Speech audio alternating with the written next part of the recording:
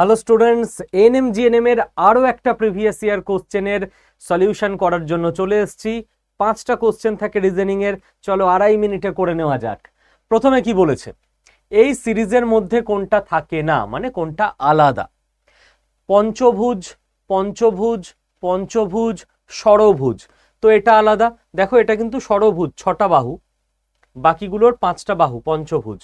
চলো, very good. Next, very good কাকে বলছি, আমি তো নিজেই করলাম, তোমাদের কেন বলছি। Find the odd one out, কোনটা আলাদা বলতে হবে।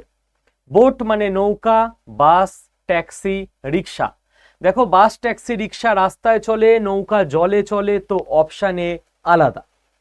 নেক্সট, 98 নম্বর কোশ্চেন বলছে ম্যান ইজ টু ক্রাউড। প্রচুর মানুষ জমে গেলে সেটাকে আমরা বলি ক্রাউড, ভিড়। ঠিক সেরকম ভাবে প্রচুর গরুকে কি ষাঁড় বলা হয় না, প্রচুর লাউডস্পিকারকে কি সাউন্ড বলা হয় না, প্রচুর ট্রেনকে কি ইঞ্জিন বলা হয় না, প্রচুর ভেড়াকে ফ্লক বলা হয়। ফ্লক মানে হচ্ছে ভেড়ার পাল, ঠিক আছে। মানুষের তো পাল বলে না, ভিড় বলে, আর ভেড়ার ক্ষেত্রে পাল বলে। Sheep is to flock. Next বলছে মুন ইজ টু স্যাটেলাইট। চাঁদ হচ্ছে পৃথিবীর একটা স্যাটেলাইট বা উপগ্রহ। তাহলে আর্থ কি? চাঁদ যদি উপগ্রহ হয়, আর্থ মানে পৃথিবী হচ্ছে একটা গ্রহ, প্ল্যানেট, তাই না? অপশন ডি, প্ল্যানেট হয়ে গেল কারেক্ট আনসার। নেক্সট কি বলছে, এই প্যাটার্নটা কন্টিনিউ হলে এখানে কি বসবে। দেখো এখানে কি বসবে তোমাকে দেখতে হবে।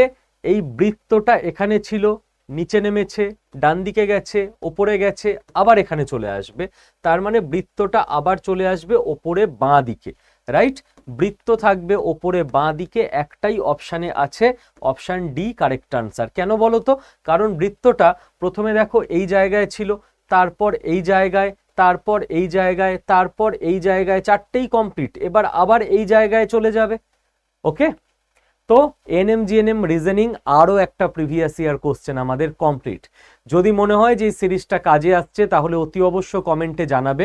আর সিরিয়াস এএনএম-জিএনএম অ্যাসপিরেন্ট যারা, স্মার্ট স্কুল বেঙ্গলি আড্ডা 24/7 এই চ্যানেলটাকে সাবস্ক্রাইব করে রাখো, ডেলি ক্লাস করতে থাকো, পরীক্ষা অসাধারণভাবে দাও, গভর্নমেন্ট কলেজ সিকিওর করে নাও।